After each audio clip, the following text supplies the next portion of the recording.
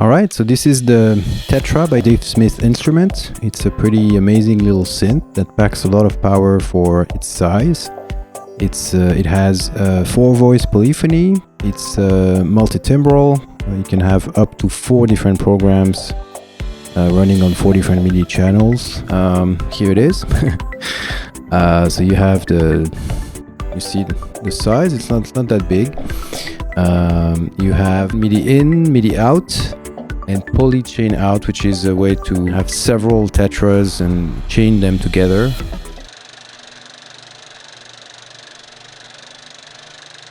You have 4 outputs, so potentially you could have each voice on a different output. There are other options, but that's pretty nice. It's all a 1/4-inch jack.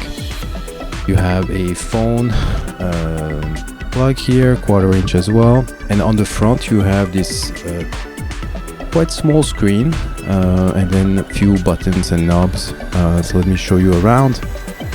This button here allows you to control either the programs or the combos. Combos are a combination of up to 4 different programs in one patch.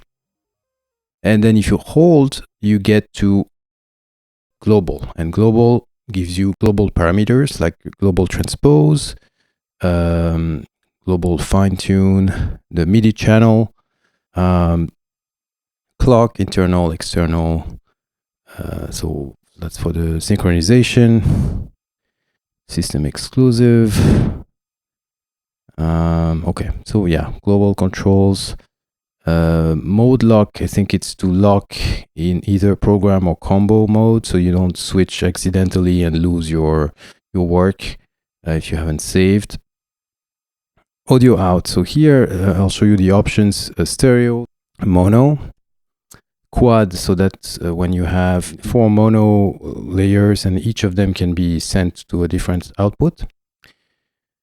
And this one you have layer 1 and 2 as a stereo mix, and then 3 and 4 sent separately as mono on output 3 and output 4.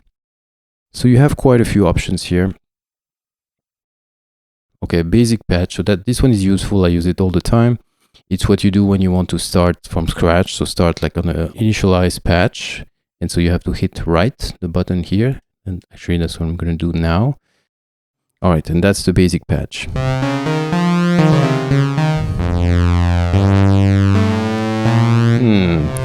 Just that it's so...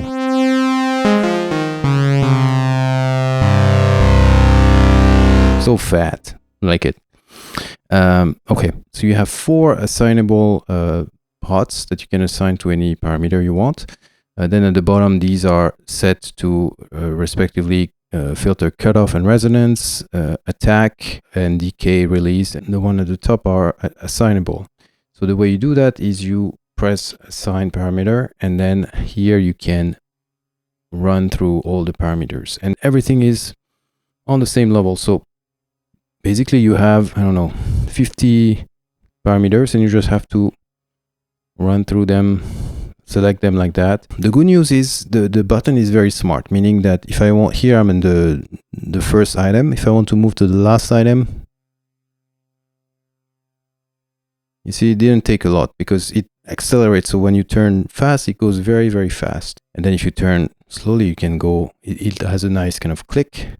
So you can go from one to the next. So as long as you know where you're going, it's not too difficult to navigate. All right, so let's dive in a little bit. So here we go, oscillator 1, default basic patch. Already pretty nice. So here we can control the notes, the frequency, fine tuning, the shape. Okay, so let me just switch the mixer here, and you can choose. So oscillator mix 0 means it's all oscillator 1. 127 will be all 100% oscillator 2. And if you're in the middle, which is 64, you have an even mix between the two. But I'm just going to go to oscillator 1 so we can hear oscillator 1 separately and look at the different waveforms. So that's the sawtooth.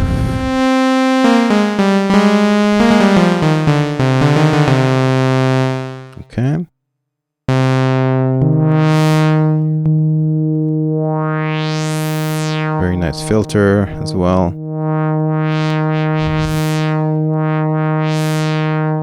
Love it. Okay, so now I'm on the filter, so let's move to the next one, which is triangle.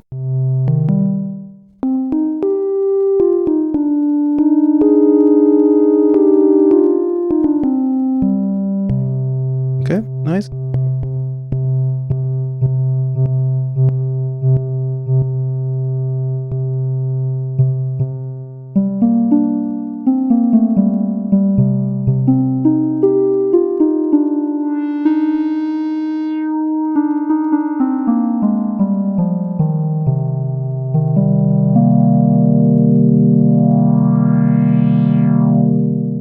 Okay, then we have saw and triangles. That's a mix. Okay,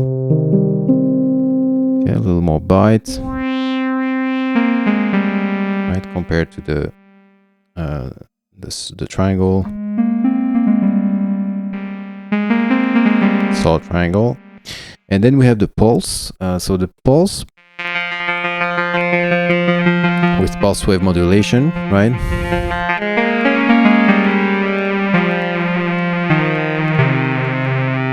Okay, so when you are at 64, so in the middle, all the values are 0 to 127 because this is MIDI, right? MIDI numbers. So the 50%, the middle value is 64. So at 64, I have a square wave, right? And then I can change the pulse width. Okay, so let's go back to Sawtooth. Then we have glide, keyboard, so it means I can decouple the frequency from the keyboard. So in this case, whatever key doesn't really affect it. So that works for like, for example, a percussive sound or things like that. Sub, so oscillator 1 has a sub that's 1 octave below. Oscillator 2 has a sub that's 2 octave below. And I think it's a square wave. So let's hear it.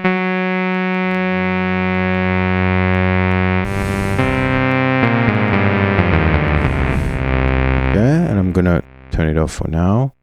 All right, so no sub. And now we're moving to oscillator 2. So everything is the same except the sub is 2 octaves below. So I have to go to the mixer and I'll get an even mix between oscillator 1 and oscillator 2. Okay. All right, so now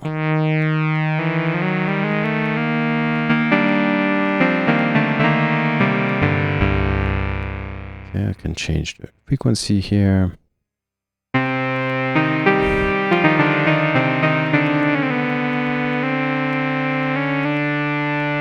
Okay, let's put it an octave higher.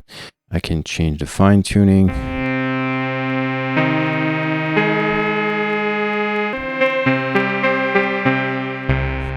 Okay, everything is the same. So again, the sub here is actually 2 octaves lower. Get pretty fat. Okay, actually let me just move this back to C2. So we have a Unison.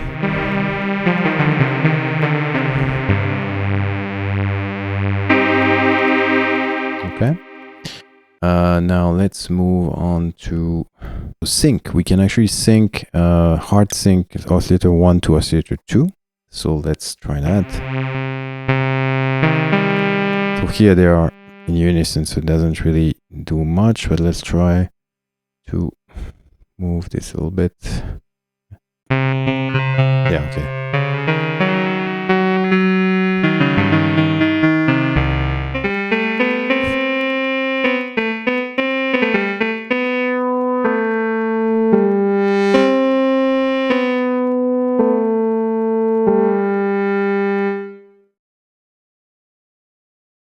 So that's the hard sync. Let me move it.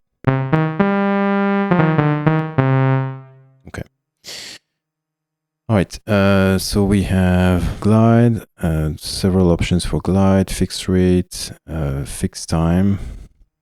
Then slop. So slop is an option for kind of a random detune that gives more like the feel of a real analog synth, because this is a digitally controlled analog oscillator. So the control of the pitch is very, very precise.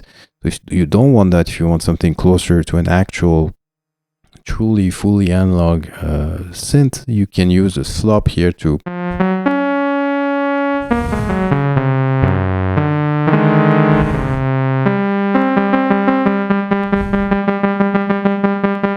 so here it's not obvious, but it does definitely make a difference and make things a little more imperfect. So I'll leave it like that at 5. Okay, then that's the pitch wheel range in semitones, right? So right now it's 4 semitones. So major, third, up or down. I could move that to an octave. Okay, then noise. Okay, so you can add actually noise, white noise.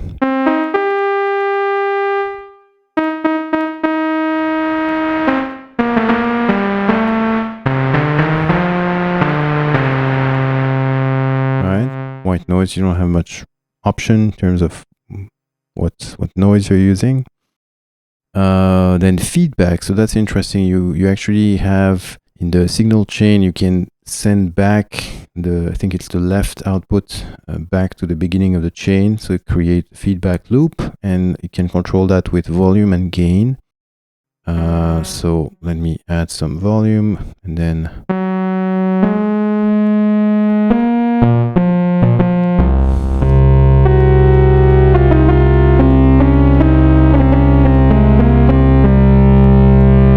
yes, it can get pretty gnarly. Let me push that to the max. Wow.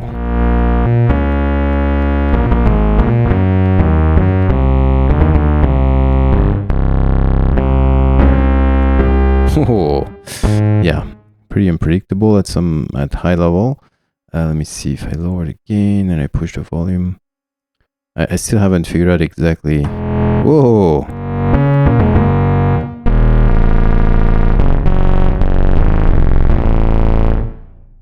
Let's move back to something a little more reasonable. I'll just get rid of the feedback, but you can have fun with that. Then the filter, the low pass filter, so frequency, resonance, keyboard amount. So basically the filter will open more as you go up in register. Audio modulation, so you can have filter modulation. I think it's oscillator 1 that goes and modulate the cutoff, so you can get some pretty gnarly sounds here. Let's try.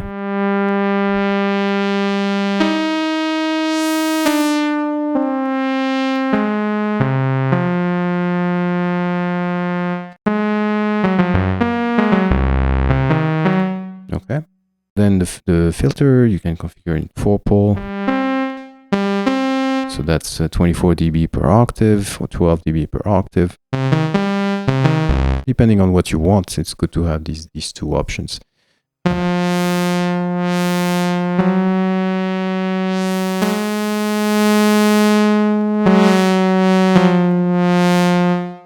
It has the 2 poles and the 4 poles.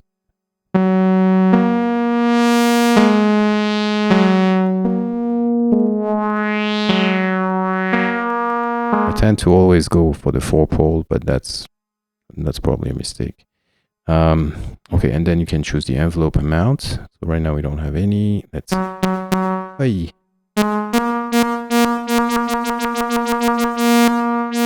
let's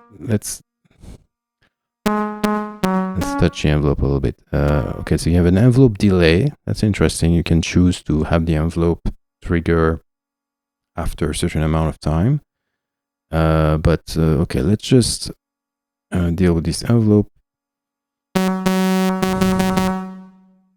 Give it some sustain, some release.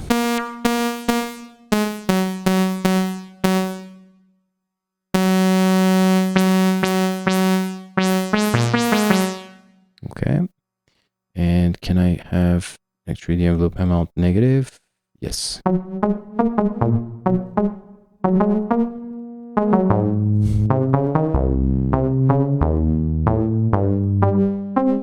Yep. Cool. And what if I use the delay? Let's see.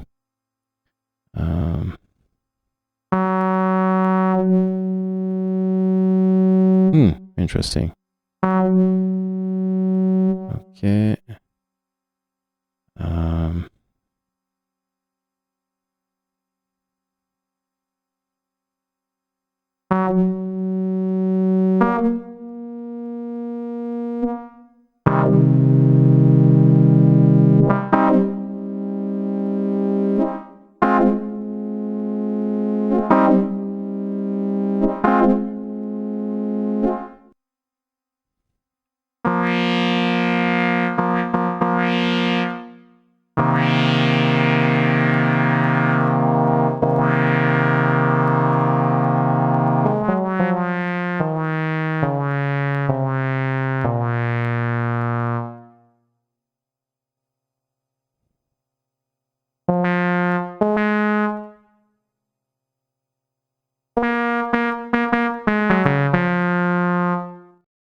Then VCA 0, so that's the starting level. So if you want to create a drone, you can actually just put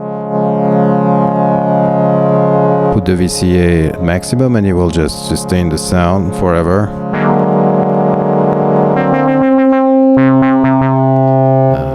Or you can even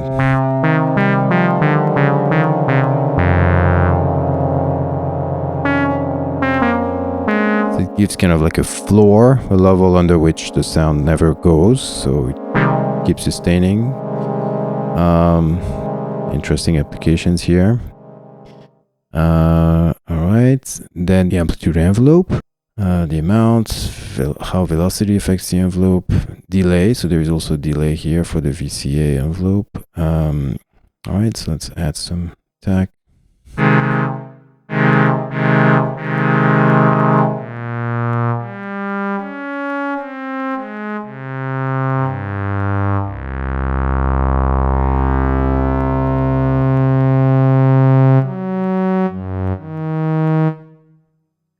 Let's go back to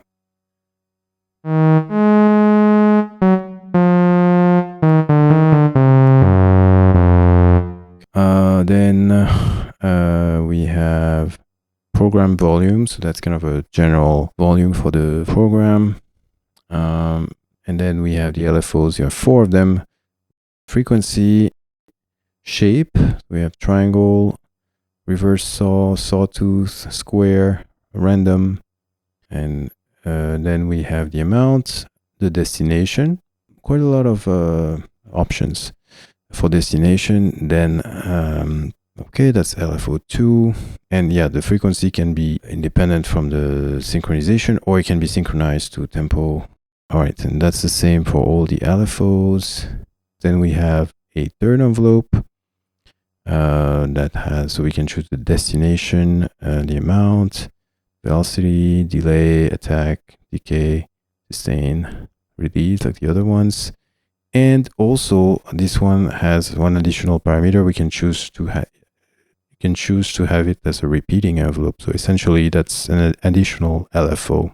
Then modulation, we have 4 of these, and we can choose the source.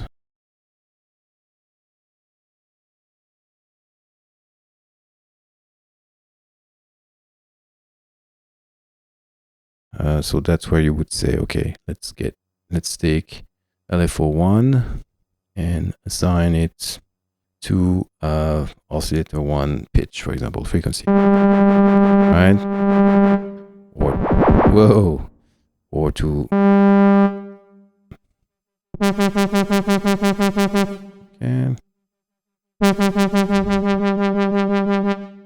And now I could use envelope 3 to control the frequency of LFO1.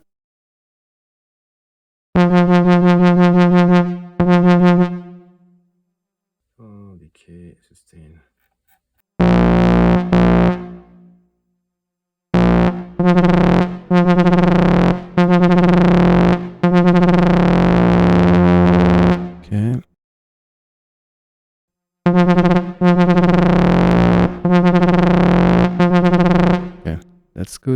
like it to change a little slower.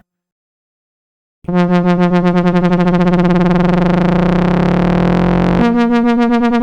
that works. Cool. And I could even have it delayed, right? So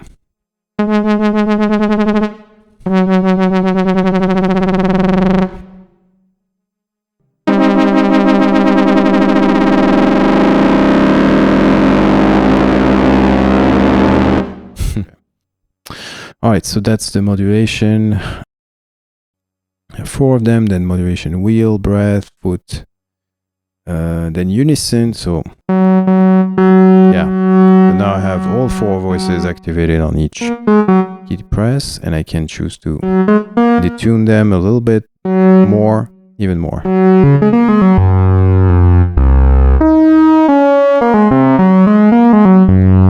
Okay. Then low note, so that's, you know, what note has the priority with the unison. So low note.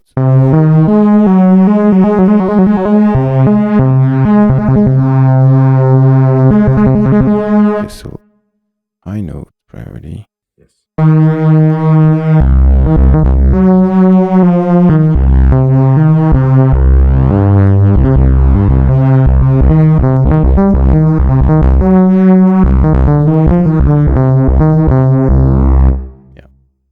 Okay, then push it, so that's this button here. So the push it button is there to, if you're not working with the keyboard, you can quickly trigger sound, and it will trigger, by default, it will trigger each voice. So voice 1, voice 2, voice 3, voice 4 in turn, and kind of round robin from there. So here you can choose the note that you will trigger. You can choose the velocity, and you can choose the mode. So normal is just one shot, and you can also set it to toggle. That's if you're working on a drone or something, or a pad or something that you want to sustain, you can do that as well. Key mode, so you can choose to have a split point between program A and B, because you always have 2 programs available. So I could go to edit B, and then I would edit the program B. But I'll stay on program A. You can choose the tempo, the clock division, arpeggiator, the sequencer. So you have 4 sequencers, very powerful. Then you can edit the name of the patch, and I think that's it. All right, so what else?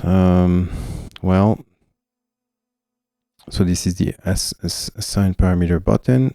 I used it to do some sound design to change the parameters, but you can also just use that to set the parameters you want. So let's say I want oscillator 1 frequency here, then here I want to have the mixer, and here I want to have mod 3, and here I want to have the low pass envelope amount. And that's what I have for these 4. So you can very easily assign whatever you want. And so for performance, it's pretty good, pretty great. You have basically 8 knobs, 4 completely assignable, and 4 that are what you always need: filter, attack, release. You can control the pitch here. You can have an overall control.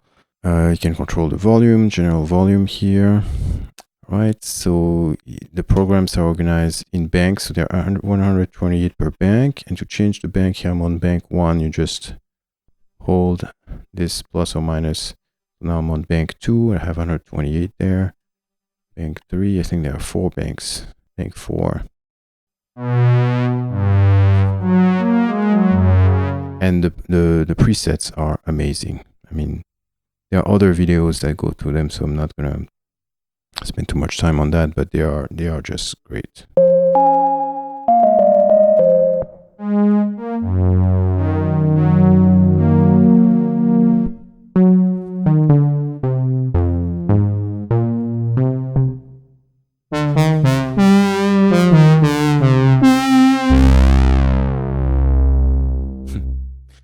Some reverb.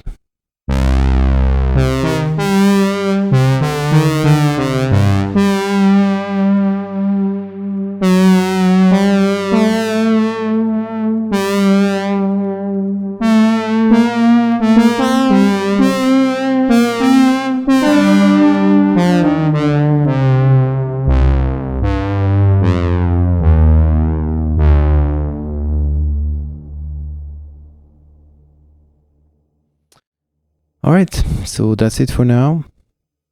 Hope you enjoyed this little overview, and highly recommend the Tetra 4 if you can grab it for a reasonable price. It's definitely worth it.